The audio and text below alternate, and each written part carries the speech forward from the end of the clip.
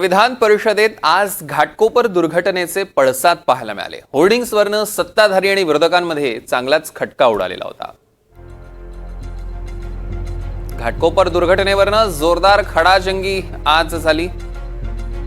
सत्ताधारी आणि विरोधकांनी एकमेकांवर आरोप प्रत्यारोप सुद्धा केले। होर्डिंगची लायसन डिपार्टमेंटने दिलेली परमिशन, त्याच्या व्यतिरिक्त त्याच्या साईज पेक्षा जास्त ज्यांनी होर्डिंग बनवली आहेत, मी तुम्हाला सोमवारी यादी देतो। आपण अधिवेशन संपायच्या आतमध्ये त्यांच्यावर कारवाई करणार का? डिजिटल होर्डिंग आता सध्या मुंबईत मोठ्या प्रमाणात चालू आहेत आणि डिजिटल होर्डिंग या फुटपाथला लागून हायवेवर आहेत। होर्डिंगचा नियम आहे की होर्डिंग किती फुटावर असायला पाहिजे मुख्य रस्त्यापासून।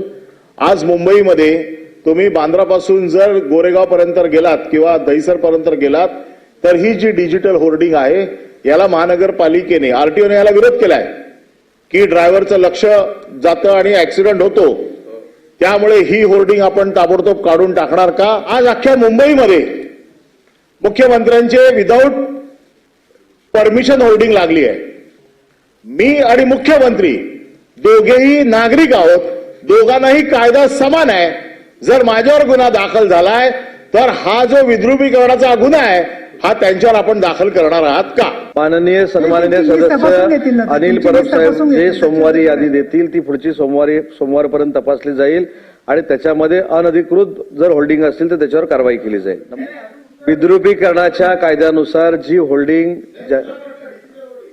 डिजिटल होल्डिंगच्या बाबतीमध्ये देखील मी सांगितलं ना, मगाशी तेच सांगत होतो की 30 दिवसामध्ये या सगळ्या गोष्टीचा सर्व्हे करण्याचे पुन्हा एकदा आजच निर्देश दिले जातील। त्याच्यामध्ये जे जे काही चुकीचं असेल, नियमबाह्य असेल, हे आरटीओना विचारून देखील कार्यवाही केली जाईल। परंतु भिंडे नामक जे जेलमध्ये आहेत त्यांची देखील जी काही 60-62 होल्डिंग होती त्याच्यावर देखील कोणाकोणाचे फोटो लागलेले होते, कोणाकोणाचे वाढदिवसाचे फोटो होते, कोणाचे सत्काराचे फोटो होते।